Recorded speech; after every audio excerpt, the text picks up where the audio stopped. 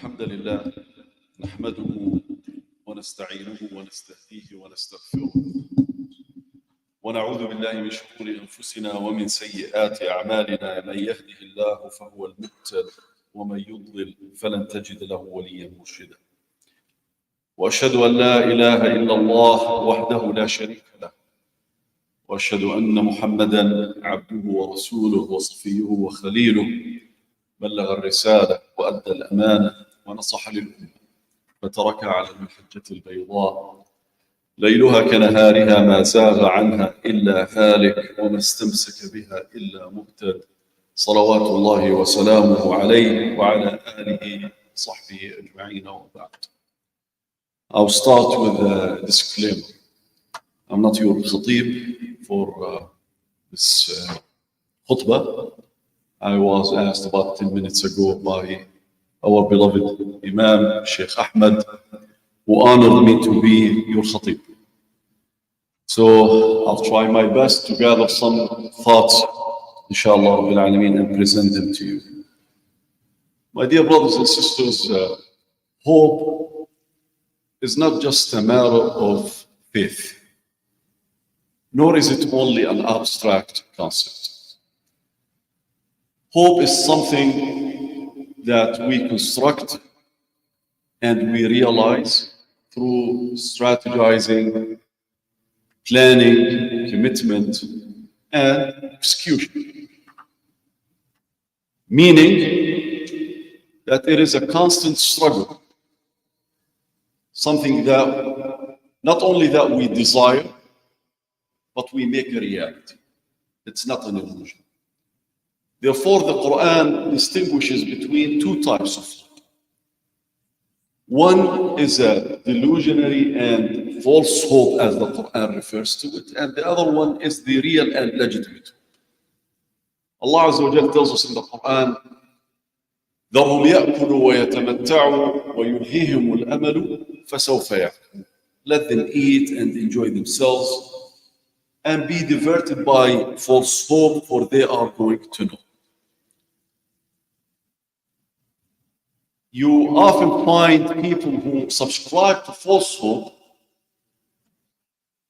who argue that things are going to change on their own, or because of what they perceive to be their iman.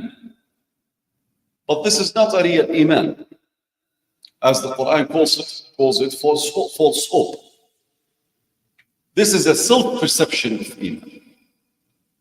How many times you hear people say, my heart is firm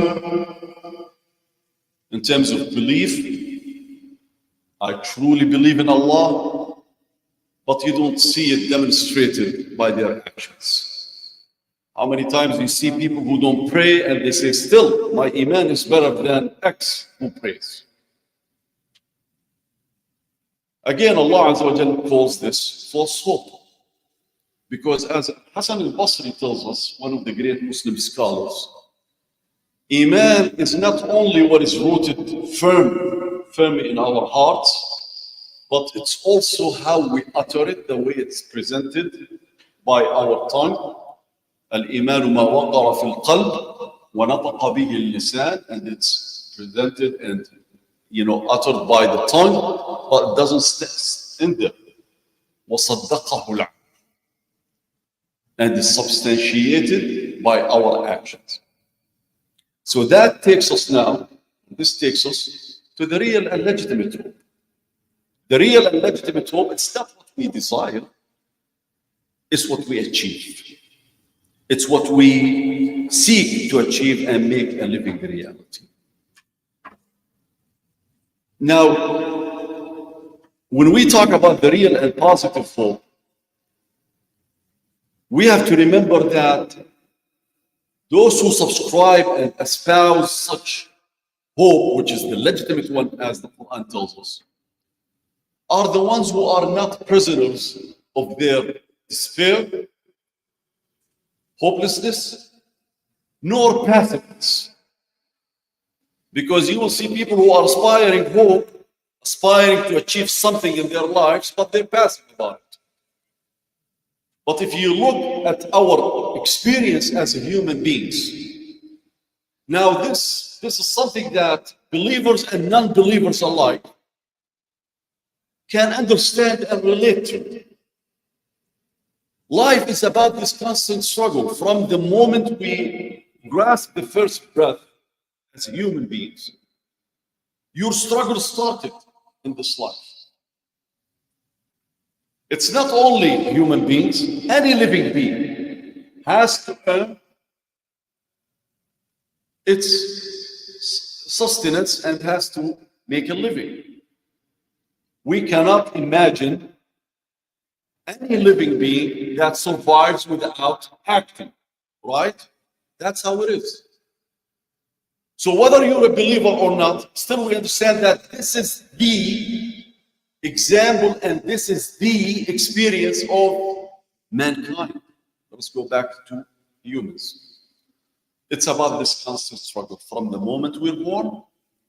And what we need to understand is that we don't get to choose the challenges or the obstacles. In fact, what we get to choose is how we respond to it.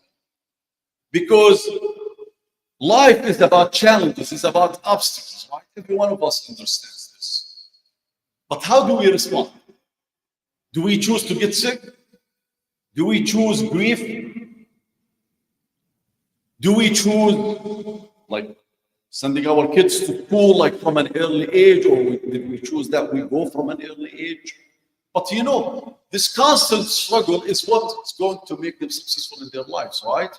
And you're trying to find a job and trying to earn an income, that's what will stabilize your life. So this is what the Quran calls a legitimate and positive form. I will give you one example from the Quran, and then I will move on to a topic that is relevant to all of us now.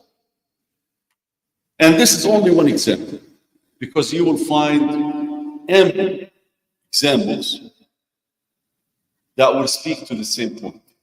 Every one of us knows the story of Yaqub, alayhi salatu wassalam, who is also known as Israel, Jacob, and his children.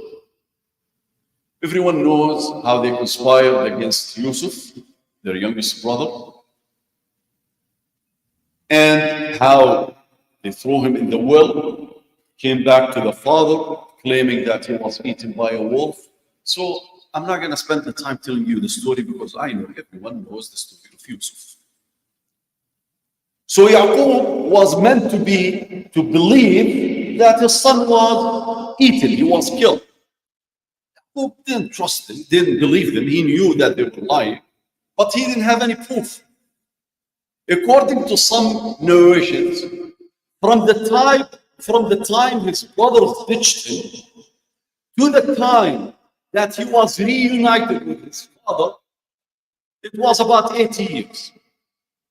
Now, let us forget about the number, it was decades after that. So imagine that a father who lost his son for decades. At that time, there was no LinkedIn, and there was no YouTube, and there was no Facebook, and no social media where you go and look and start inquiring and asking. Khalas, he's gone. Yaqub kept that conviction that Yusuf is still alive. Fast forward 80 years, 40 years, 50 years, whatever the period was. There was a famine in Palestine. And the only place that survived the famine was Egypt. This young boy who was ditched by his brother, taken as a slave, became the premier of Egypt. Again, you know the story. I'm not going to go through the details.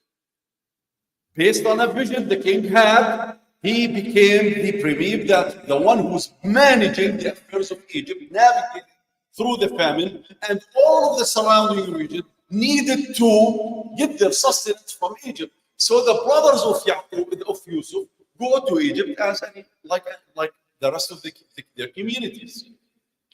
They go and they meet with Yusuf, and he recognizes them, but they don't recognize him, because now this is not the same young boy that they ditched. Now he's the premier of Egypt. They tell him that they have a younger brother than Yusuf. was his full brother. And according to some narrations, his name is Benjamin. So we'll go with Benjamin or Benjamin. So he told them, next time when you come, bring your brother. But the father doesn't trust him anymore. So they go and they convince him and they give him all of the pledges. They take him with them. And we know that he was accused of stealing and he was kept a captive. That's a plan that Yusuf ﷺ devised to keep his brother. Now, after all of that, they go back to their father. Your son stole, and it's a long story. Then, he loses his sight. He starts crying. He feels that grief. He's overtaken by it. And the Quran tells us that when he was told the news, given the news, he turned away. وتولى عنه وقال يا أسفا على يوسف وابيضت عيناه من الحزن فهو كظيم. He turned away from them and said, "Oh, my sorrow over whom? Benjamin? Is that what he said? Oh, my sorrow over Yusuf, Joseph, the son that they tried to convince him that he was eaten by a wolf 80 years ago." Imagine his other younger son, the youngest son now, is taken. So you would imagine that he would express his sorrow over whom? The son that he just lost. But he starts with whom? With Yusuf. Oh, my sorrow over Joseph. And his eyes became white from grief, for he was of that a suppressor. Does it end there? Look, he kept his iman, right? He maintained his faith that Yusuf is still alive. Did it end there? And this is a messenger. No, the Quran teaches us that you have to connect and associate action with iman. Then after he's grieving, now he's grieving, he's crying, he lost his sight. What does he tell his children? Oh, my sons, go and inquire. About whom? About Joseph and his brother. اذهبوا فتحسسوا من يوسف وأخيه. Go and inquire about Joseph and his brother, and do not give up hope in Allah, and do not despair, because only the disbelievers are the ones who despair from Allah. So now, number one, he kept his faith. Number two, he connected that to action. Go and inquire about Yusuf. And we know the rest of the story. Did they find their brother, Yusuf? Did they find Benjamin? Yes. So what Allah is teaching us here? Allah is teaching us that never resign to the notion that Allah will change things for me without me doing anything. As the Prophet told that Bedouin man who came with his camel, to his masjid, do I tie my camel? Because that man's thinking process was, I'm coming to the house of Allah. Why should I tie my camel? Allah will take care of it for me. And the Prophet told him, tie it and then you place your trust in Allah. Tie it and you place your trust in Allah. I can go through and on and on and on. Like Musa using his staff to break the sea or to open the sea. It wasn't the staff of Musa. Like Maryam giving birth and Allah is telling her, push, shake the palm tree. Do you think that she was able to do it?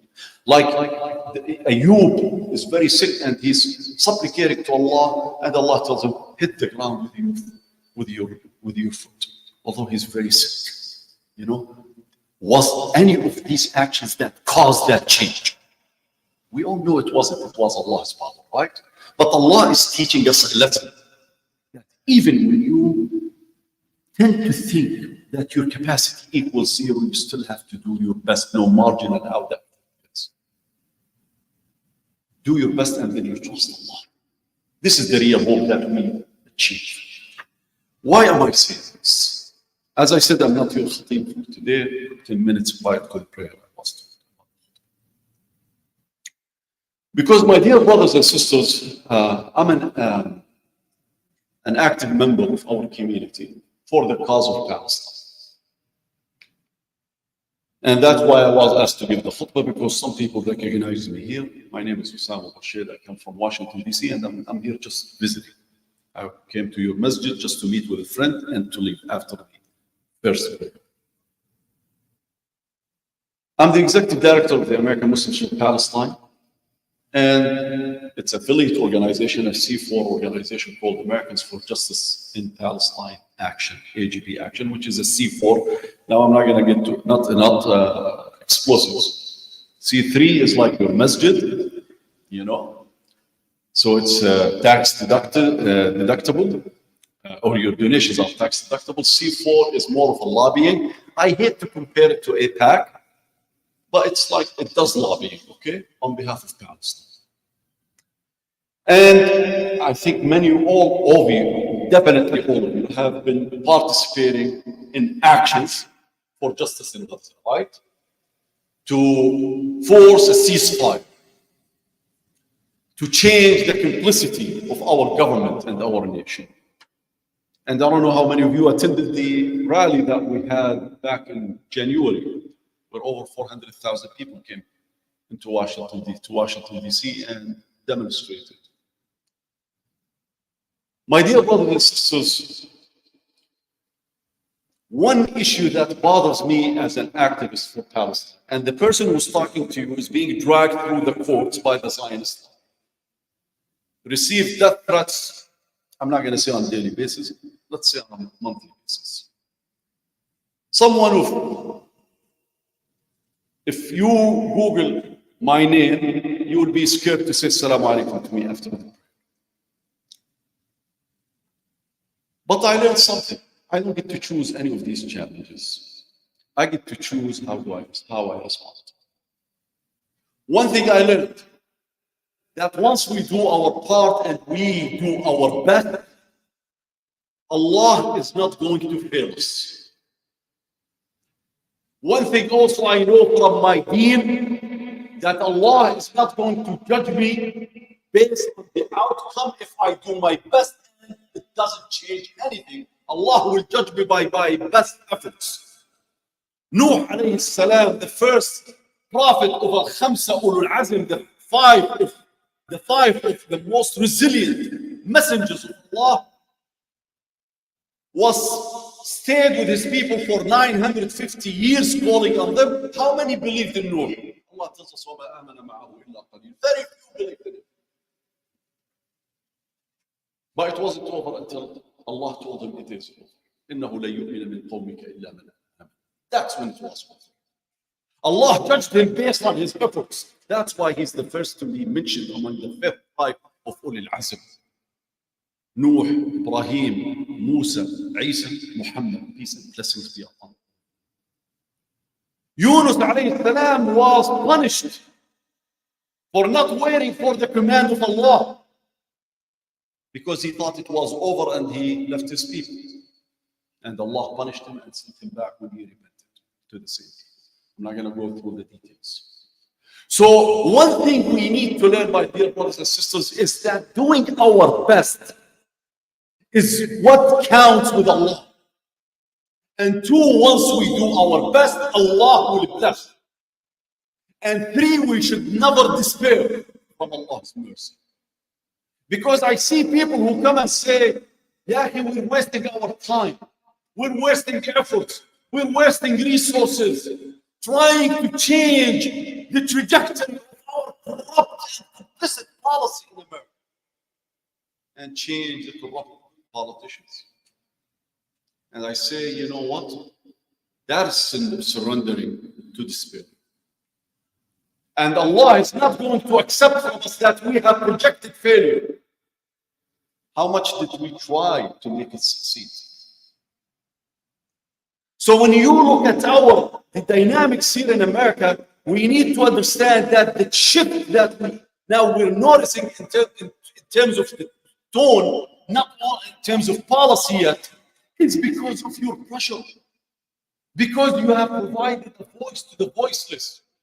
I tell you based on information, not based on analysis, that the corrupt Biden administration, or who we refer to as Genocide Joe, thought that our interest in Gaza will fade away after weeks from October 7th. They were shocked when they saw people marching and people converging on Washington, D.C. in January with the hundreds of thousands. They didn't expect that we will keep the pressure on. They were shocked when they were punished with the uncommitted vote in Michigan. They were shocked when they were punished with the uncommitted vote in Minnesota. They were shocked when they were punished with the uncommitted vote in North Carolina. And they were shocked when they were punished by the uninstructed votes in Wisconsin. So now he is giving us a new alternative, a new argument. But Trump is worse than me. That's what they're trying to tell us. So I'm going to continue to be complicit, war criminal, but you shouldn't punish me because you will get a worse person if you bring Trump. I don't care about his arguments. What I care about is that our activism, for the first time in the history of the bilateral American-Israeli relations, we see a president, a sitting president, a party in the White House. We only have two that are viable, are paying attention to Palestine and to the Palestinian voices.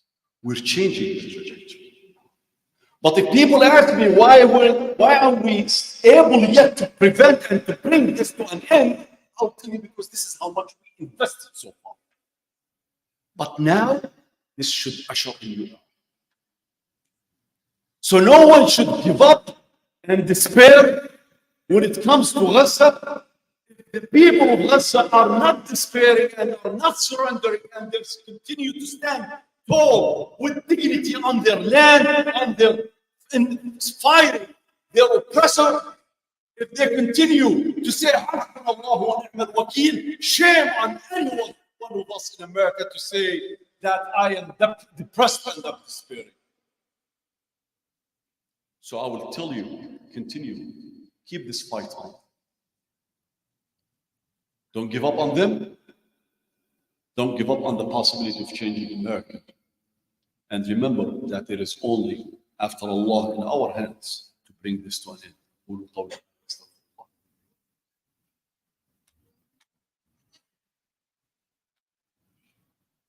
إن الله وملائكته يصلون على النبي يا أيها الذين آمنوا صلوا عليه وسلموا تسليما اللهم صل على سيدنا محمد وعلى آل سيدنا محمد كما صليت على سيدنا إبراهيم وعلى آل سيدنا إبراهيم وبارك على سيدنا محمد وعلى آل سيدنا محمد كما باركت على سيدنا إبراهيم وعلى آل سيدنا إبراهيم في العالمين إنك حميد مجيد.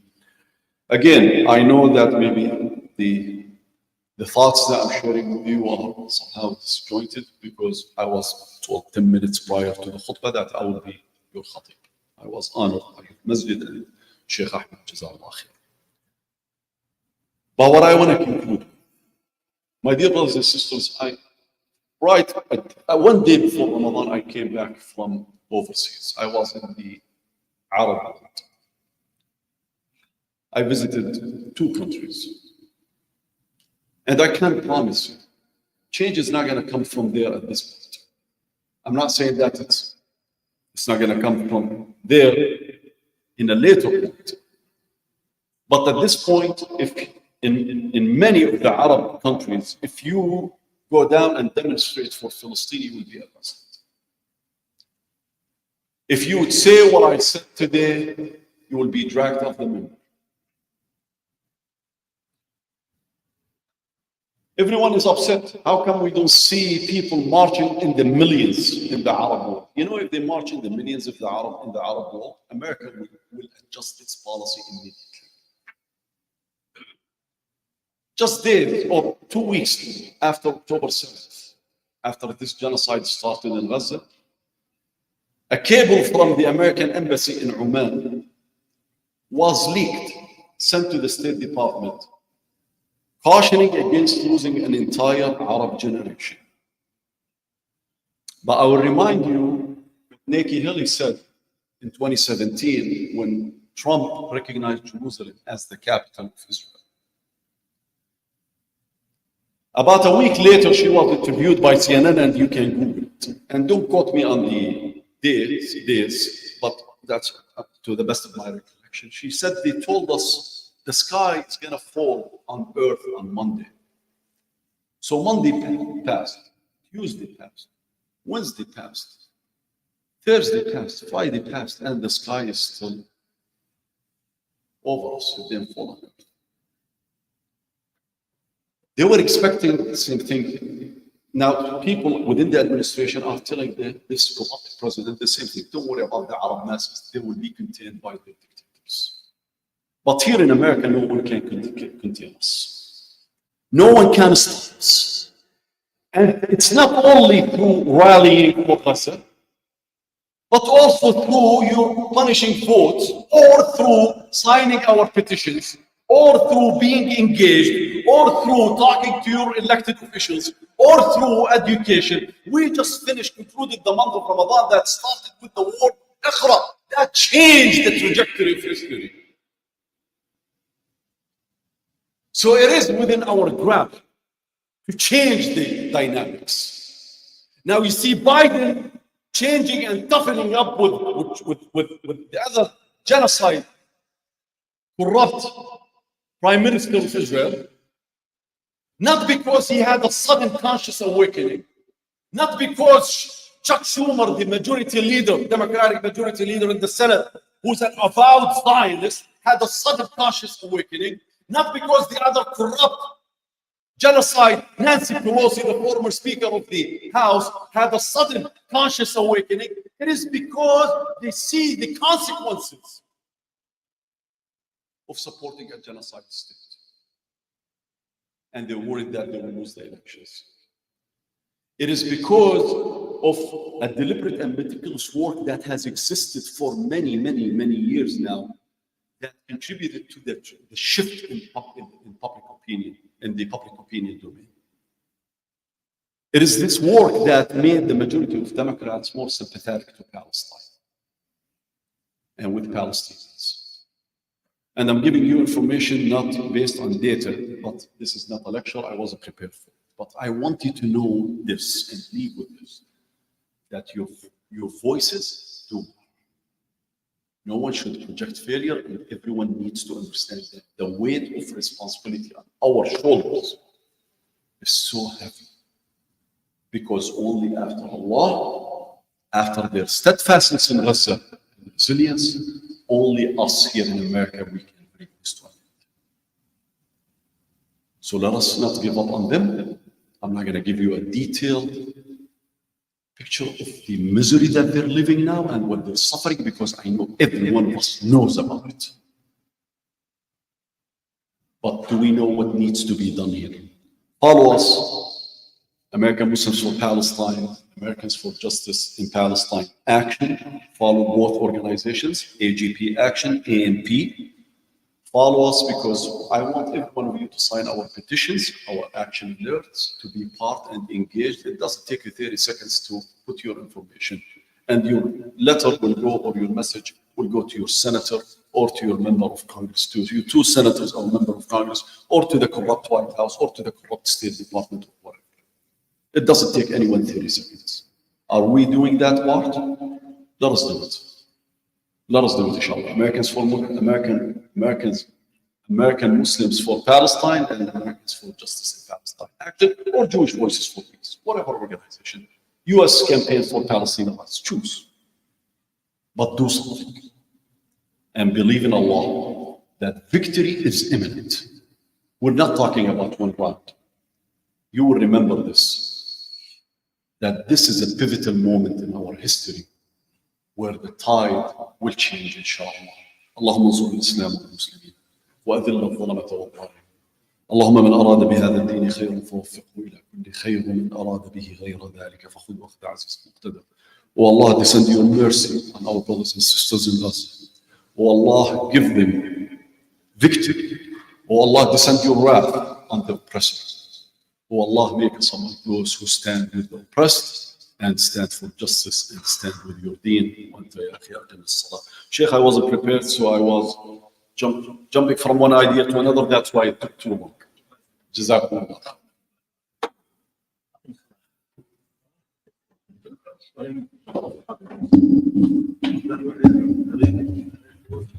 الله أكبر الله أكبر. أشهد أن لا إله إلا الله. أشهد أن محمدا رسول الله.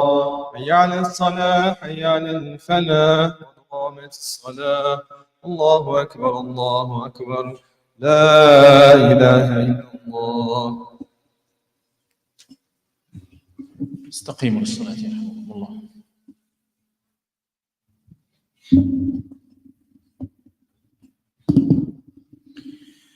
الله أكبر.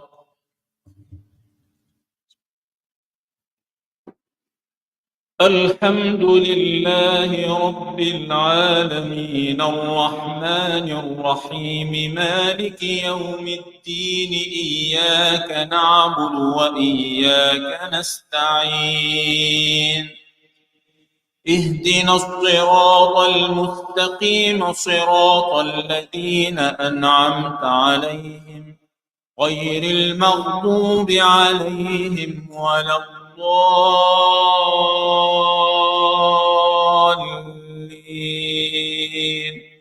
آمين.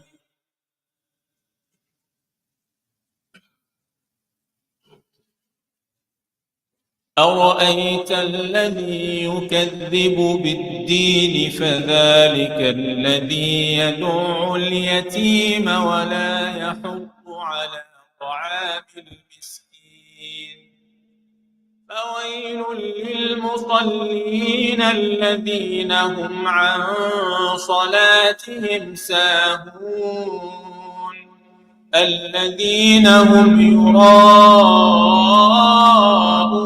ويمنعون الماعون.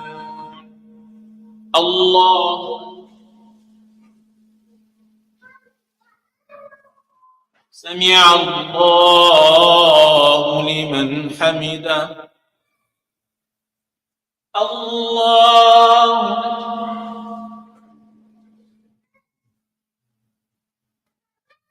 الله الله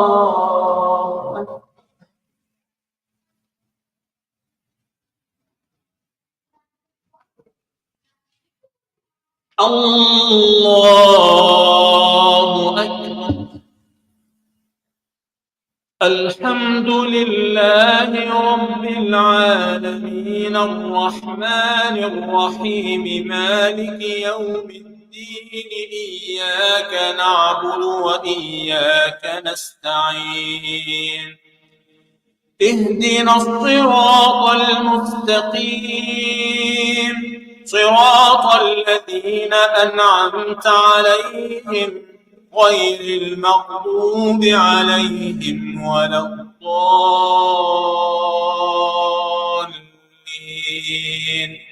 آمين.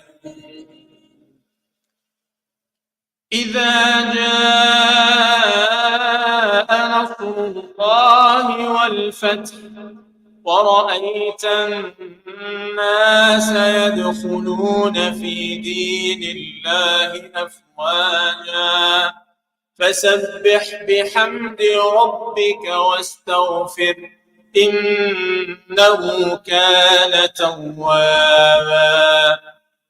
الله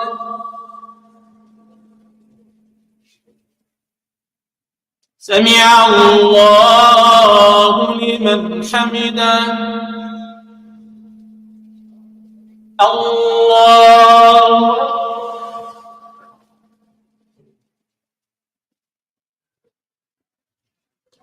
الله أكبر. الله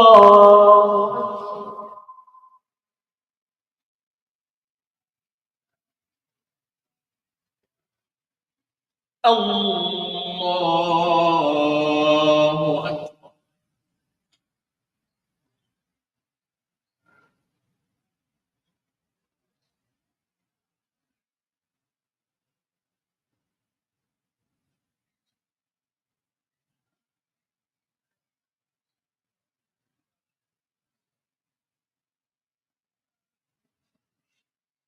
السلام عليكم ورحمة الله.